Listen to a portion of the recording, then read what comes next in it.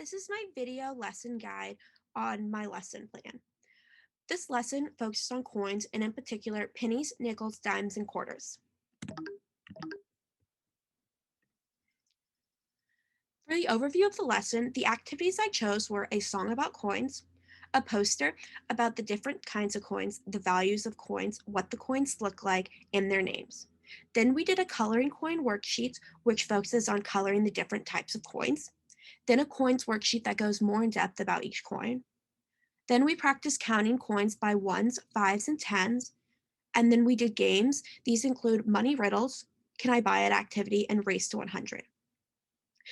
The objectives I've had were students will be able to identify pennies, nickels, dimes, and quarters.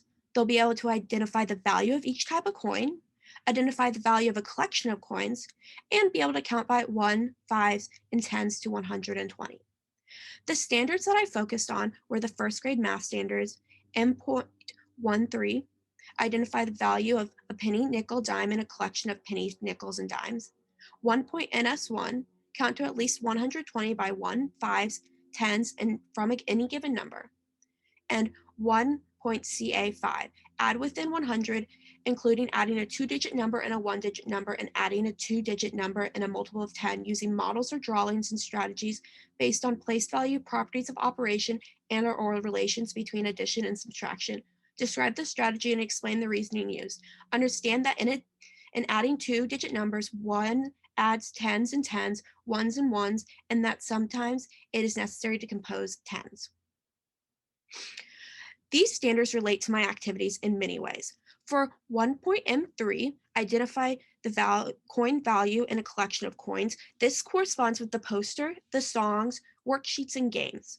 For 1.NS1, counting by ones, fives, and tens, this corresponds with the counting by worksheet, where students practicing counting coins by ones, fives, and tens and identifying what they count by for each coin. For 1.CA5, adding coins to 100, throughout the race to 100 and the counting coin activities, the students are practicing adding 1 and 2-digit numbers. Now I'm going to provide a walkthrough of the lesson. For the introduction, you need to start by explaining to the students that they are going to be learning about and working with money. You will start with a song. With this song, you should allow the students to move around the room. They should be actively engaged in the song. This includes dancing, singing, or just moving around. After that, they should come back to the front. Then, as a class, you complete the Our Money Table poster. As a class, you should complete this, and it should be more like a discussion than a lecture. Then you will do the complete coins worksheet together. This involves guided practice and direct instruction. You should do half the worksheet with the class and the other half they do independently, then you come back and check. After that, you should do the coloring coin worksheets. Now, I will provide some video examples of how the activities should be complete.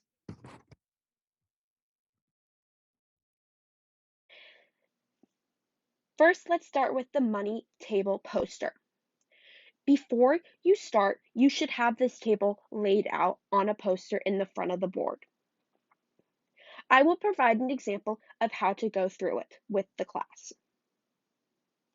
Hi class, today we're going to make a money table so that we can refer to it to use it when we do our activities.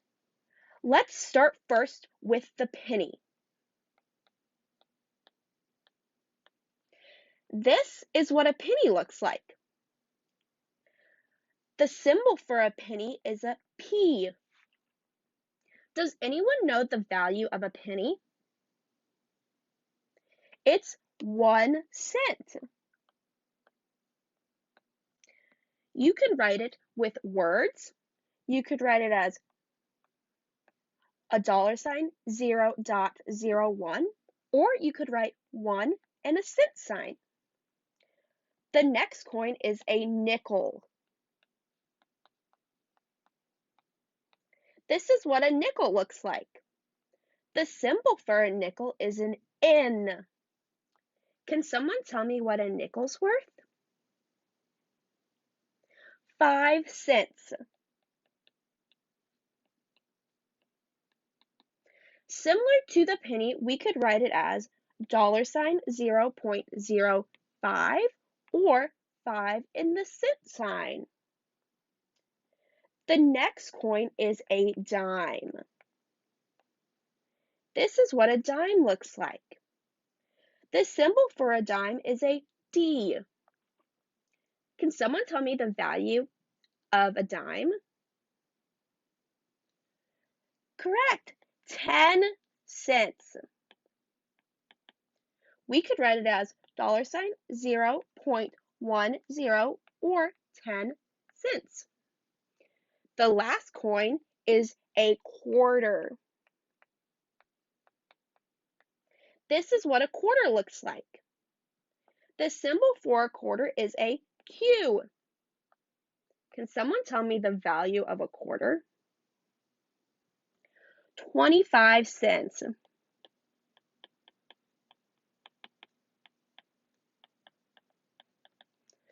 Can someone figure out how we could write this value? $0.25 or 25 cents. Now we have our money table filled out. We can use this as a class to figure out the other worksheets. You could also use it during independent work if you need extra support.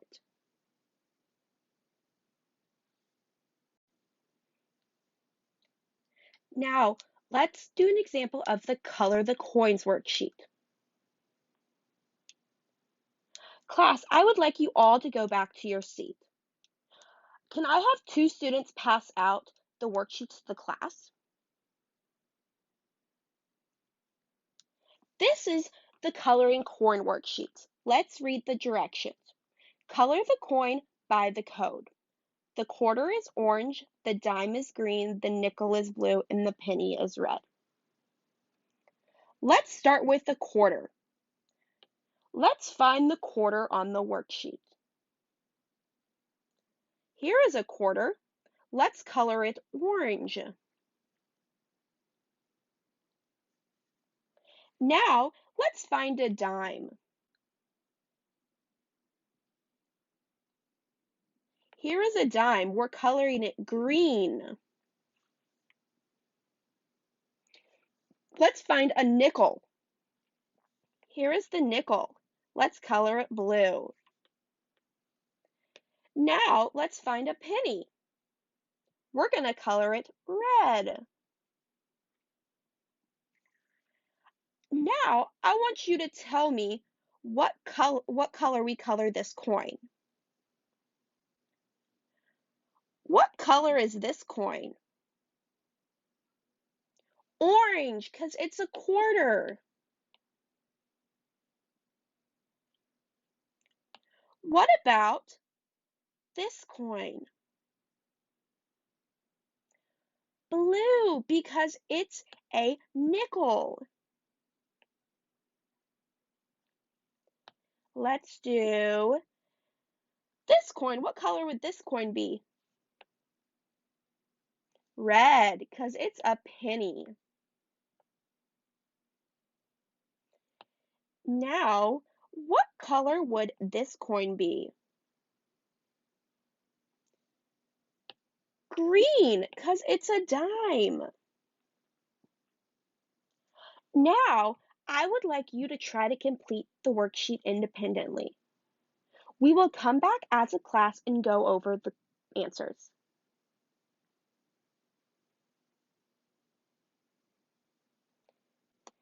Here are the answers for the coloring coin worksheet.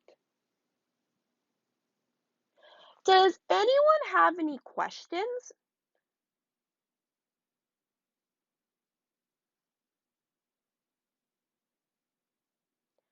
Great job.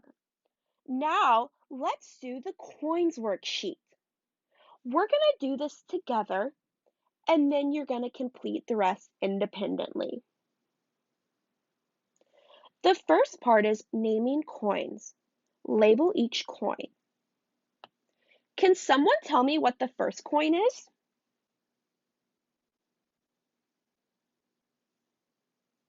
A quarter. What about the next coin? A nickel? The next one? A dime? The next one? A penny. Great job. Let's read over the second part. Value of coins. Write out how much each coin is worth.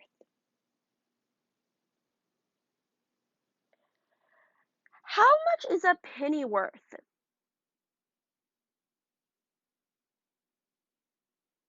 1 cent. What about a quarter? 25 cents. And a dime? 10 cents. A nickel? 5 cents. Let's move on to the next activity. Adding coins. Add up the coins and write the total. Let's do the first two together. What does the first coin equal? 10 cents. So we have 10. What's the second coin worth? 5 cents. What is 10 plus 5? 15. How much is a penny worth? 1 cent. So what's 15 plus 1? 16. What's 16 plus 1? 17. We now have 17 cents. Let's do the next one. How much do we start with? 10 cents. Now, what do we add to 10? 10. So we have 20 cents. 20 cents plus a nickel. 25 cents. 25 cents plus a penny. 26 cents. 26 cents plus a penny. 27 cents. We have 27 cents.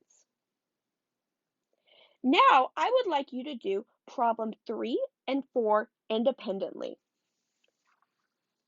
We will then come and check your work.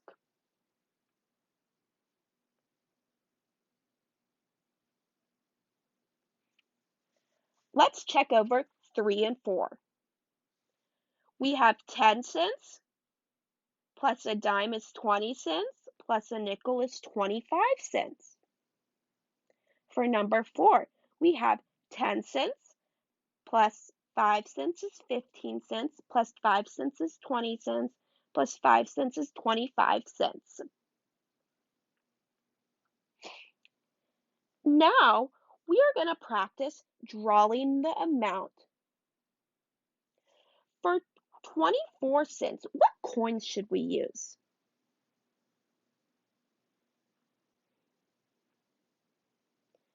A dime,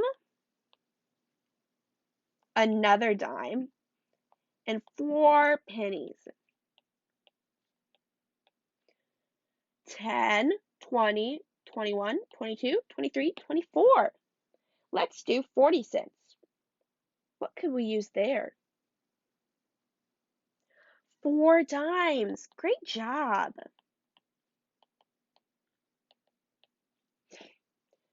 What about 32 cents?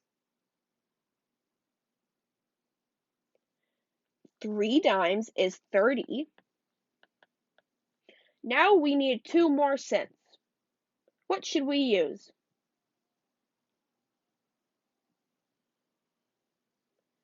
2 pennies. I want you to complete 4, 5, and 6 independently, and then we'll come back and check over them.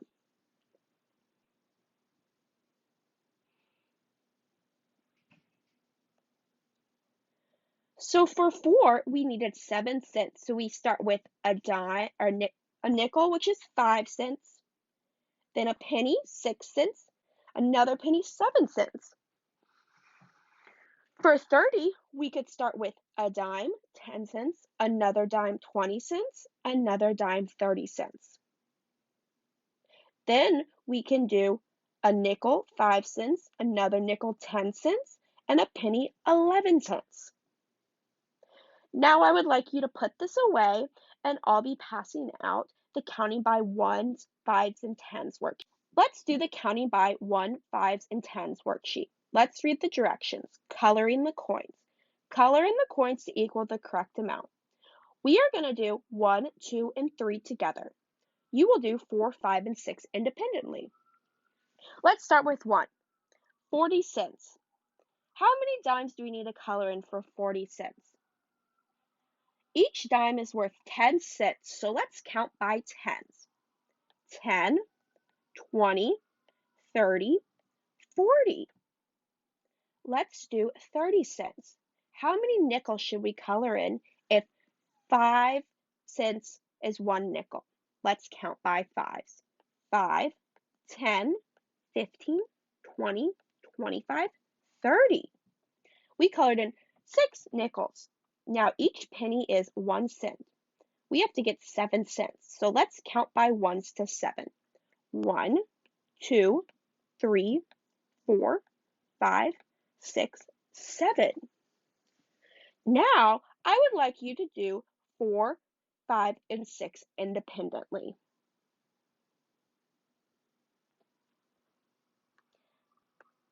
Let's check over our work.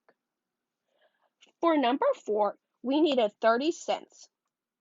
Each dime is 10 cents, so how many dimes should we color in? 3.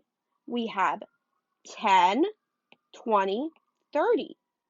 Now for nickels, for 25 cents, let's count by fives. 5, 10, 15, 20, 25. 5 nickels. For 4 cents, we need 4 pennies. 1, 2, 3, 4. Now, let's do the next part.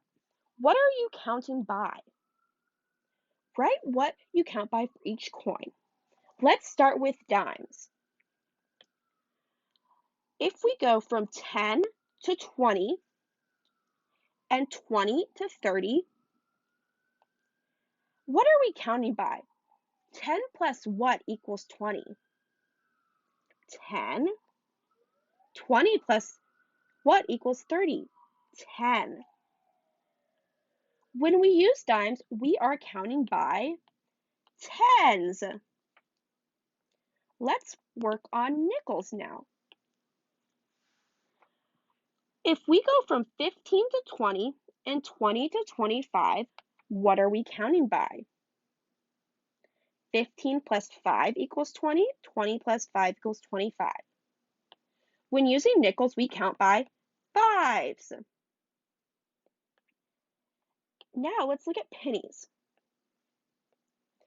If we go from 25 to 26, what are we adding? 1. If we go to 26 to 27, what are we adding? 1. With pennies, we count by ones.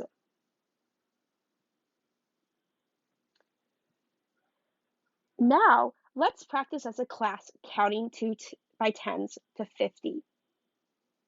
10, 20, 30, 40, 50. Let's count by fives to 50. 5, 10, 15, 20, 25, 30, 35, 40, 45, 50. Let's practice counting by ones to 10. 1, 2, 3, 4, 5, 6, 7, 8, 9, 10. Let's put the worksheet away and sit at your desk. The next thing we're going to do is some games. The first activity we have are money riddles.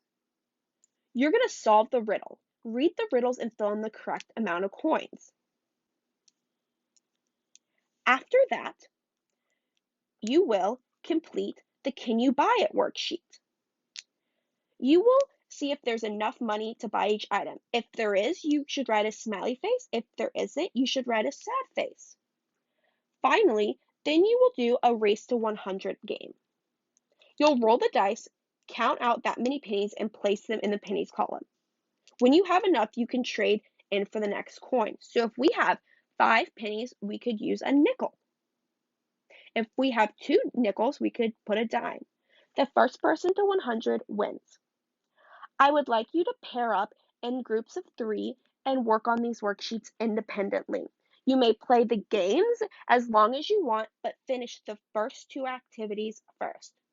When you are done, raise your hand and I will come let you know what you can do next. Now let's go over a debrief reflection and common responses. A reflection. So the lesson should be very engaging and interactive. The student should enjoy doing the activity and be interested in it. It should provide multiple ways for the students to show their knowledge. This includes multiple means of representation, engagement, and expression. It also should be adapted to the students' needs. If there's an area where the students need more support on, the teacher's job is to make sure they provide that. This also means providing additional activities and going over activities. This also could include changing from guided practices to direct instruction. For a debrief, so if the students may be coloring in the wrong coins, a reason for this would be for them not understanding the difference between the front and the back of the coins. They may confuse each front and back, and they also may not understand that the back of the coin is different than the front. If the student is unable to add up the coins, this could be due to them not understanding the value of each coins or not being able to count by fives and tens yet. The students not being able to identify the different values could be due to them not understanding that each coin has a different value, and just because there's one of one coin doesn't mean the coin equals 1 cent. Here are some examples of student responses. If the student would say, I can't do this, this is too hard, the teacher could explain that she is here to help. She could ask what you need help with, and let's do this together. She could also ask, why don't we use the poster to answer the questions, or ask a friend for help. It also could be explained that it is okay that it is hard. All we can do is try our hardest, and let's figure this out together. If the student expresses that they are already finished, the teacher should explain that some of the friends are still working. On the back of the worksheet, the students can make their own problems and try to make their own questions and answer them. They can also keep playing the Race to 100 game, or as a group, they can make up riddles and solve them with each other. If a child gets frustrated, the teacher should allow the child to take a break. They should offer the child help with doing belly breathings and explain that it's okay if things are hard and we need a break. If a child explains that they're almost done or that they want to be done, the teacher should explain that they still have more activities to do. They should elaborate on when math ends and what activities are left. If the student is answering questions incorrectly, the teacher could explain that she can see why they thought that was the answer. Also explain that they should try it together. Instead of doing blank, let's try to do blank. Does this make more sense now? If the student explains that they're not finished yet, the teacher should say, thank you for letting me know. Finish as much as you can, and we can come back to it later. The activity can be easily modified and adapted to the student's needs. If there are students with higher skills, you could have the students make up their own riddles and problems. They could work together solving them or try to solve them themselves. Another way to do this would be to add quarters into the problems. In the introduction, we began to talk about quarters but didn't use them in any of the activities. If the student has higher skills, you could incorporate these into activities, including the Race to 100. You could also provide the student with additional problems. This could include problems with quarters or more complex problems that have higher values. If there are students who need more support, focus on finding values up to 30 cents rather than up to 100 or 50. You could also provide students with problems that have to do with less coins so they can focus on really grasping the idea of each coin's value and what each coin is. You could provide the students with a printout of the poster. This could help the student when doing the worksheet that they have something directly with them that they can refer to. Another way you could do this would do direct instruction over guided practice. Instead of doing half the worksheet with the student and then doing the rest independently, do the whole worksheet with the students. You could also do this in a small group. There are many questions the teacher can ask to reflect on their performance. The first question would be, were all students engaged throughout the lesson?